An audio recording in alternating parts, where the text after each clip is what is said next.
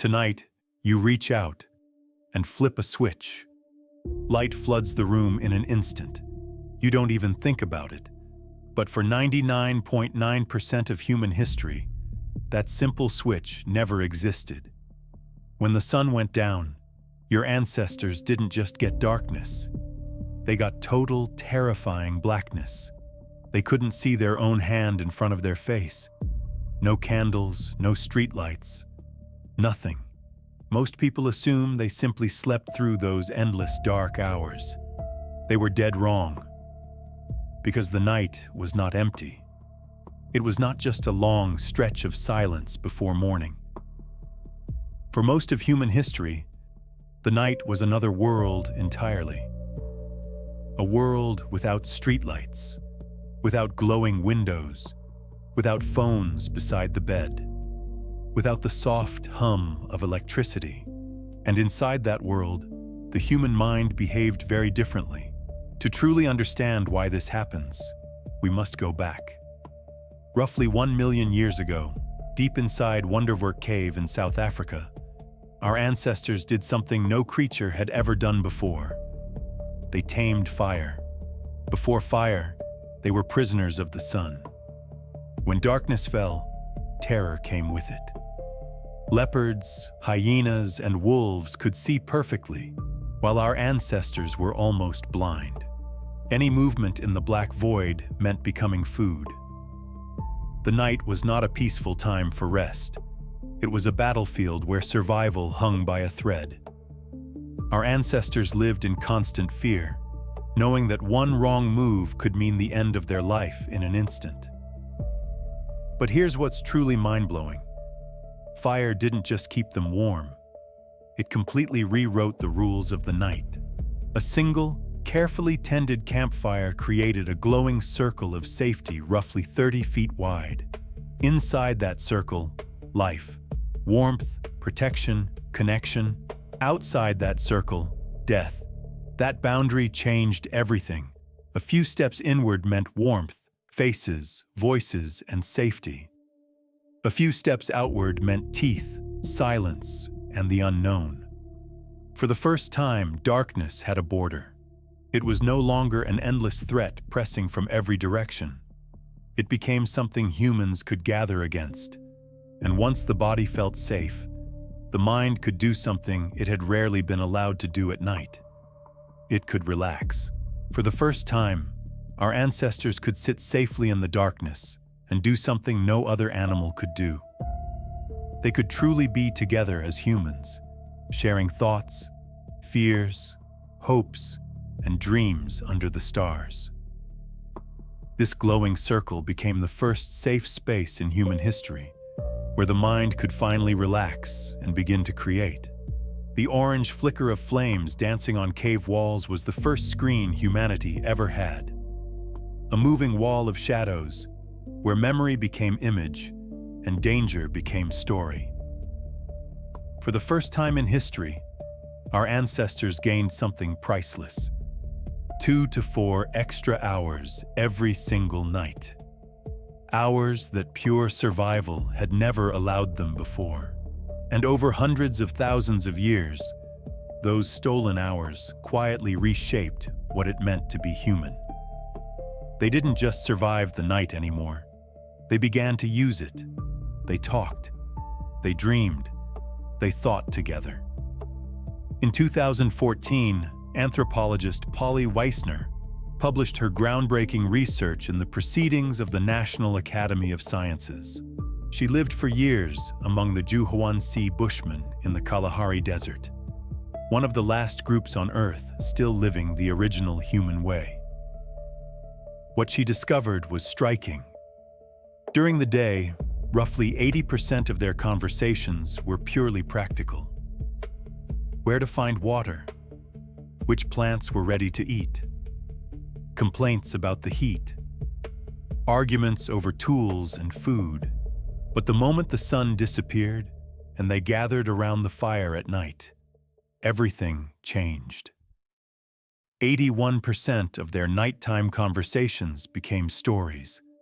Stories of great hunts, distant places, myths about how the world began, and jokes that made the entire camp explode with laughter that echoed into the darkness. That number matters because stories are not just words. A story lets a group remember danger without facing it again. It lets a child learn from a hunt they never joined. It lets fear become something shared instead of something carried alone.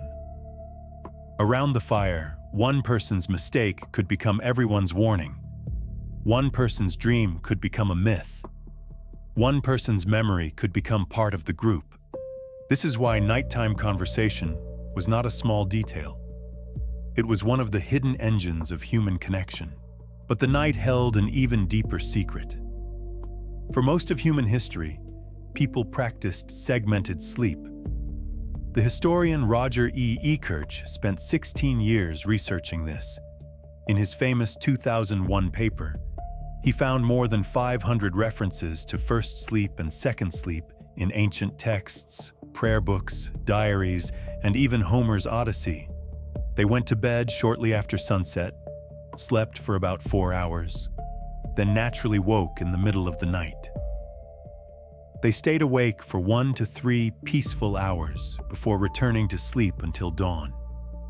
This was not insomnia. This was completely normal.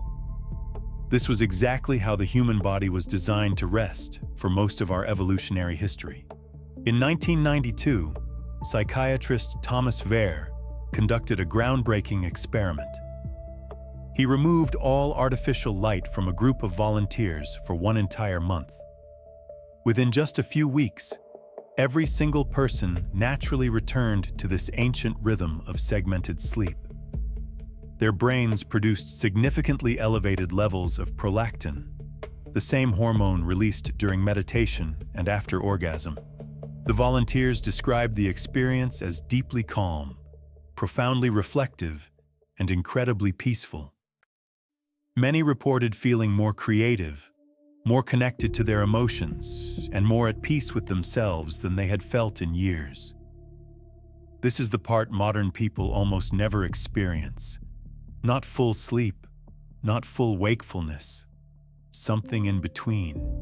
A quiet state where the body is still heavy, but the mind feels strangely open. No alarms, no screens, no urgent task waiting.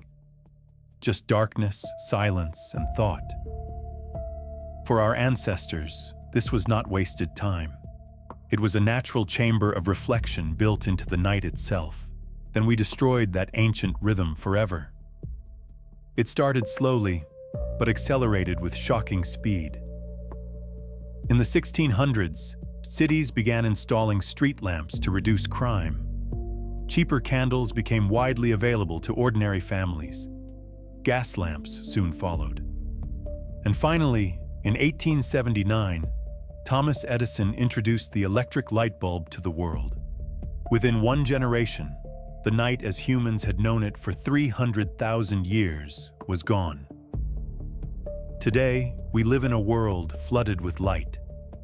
The average person in modern society is exposed to artificial light for 7 to 8 hours after sunset, sometimes even more. Our bedrooms, living rooms, kitchens, and even bathrooms stay brightly lit until late at night. Many people fall asleep with the television on or their phone glowing beside them on the pillow.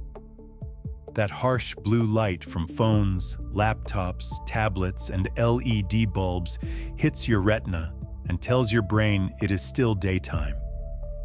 It strongly suppresses the production of melatonin, the hormone that tells your body it's time to sleep.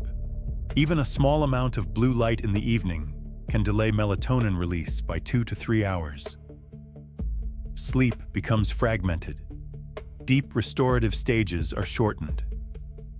The quiet, reflective window our ancestors once knew begins to disappear completely. What makes this especially damaging is how suddenly it happened.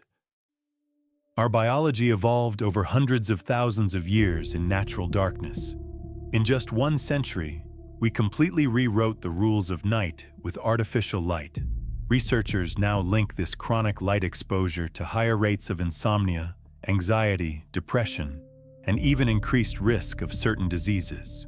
Many people who struggle with middle-of-the-night waking think their body is broken, when in reality, it may simply be fighting against an environment it was never designed for. We didn't just change when we sleep. We eliminated an entire phase of human consciousness that had existed for hundreds of thousands of years. We traded stories around the fire for endless scrolling on screens. We traded deep reflection for constant anxiety and insomnia.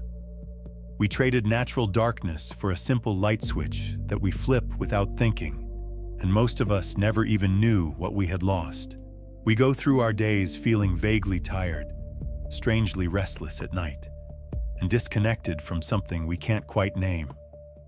We blame work stress, aging, or just how life is now. But deep down, something ancient inside us keeps sending quiet signals. That 3 a.m. wake-up, that strange calm when the power goes out, that unexpected clarity during a sleepless hour.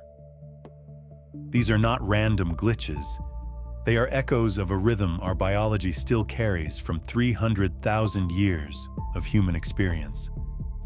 We have changed the night, but we have not changed the body that evolved inside it. But your body still remembers. Every time you wake up in the middle of the night and cannot fall back asleep, perhaps nothing is wrong with you. What if your body is simply trying to return to the ancient rhythm it was built for?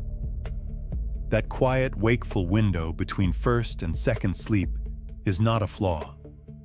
It is a forgotten doorway to a deeper part of yourself. So the next time you find yourself awake in the dark, don't reach for your phone right away. Lie there for a moment. Feel the stillness. Let the silence wrap around you. Let your mind do what it was designed to do for hundreds of thousands of years. Breathe deeply. Let your thoughts wander freely.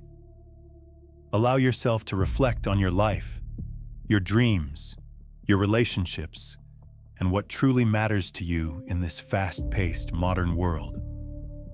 You might just rediscover a small piece of what it once meant to be truly human. A moment of deep reflection, a moment of calm clarity, a moment where the noise of the modern world fades away and you can finally hear yourself again. What about you? Have you ever experienced that strange, peaceful wakefulness in the middle of the night? Do you sometimes feel that something important is missing when you force yourself back to sleep? Tell me in the comments below. I read every single one.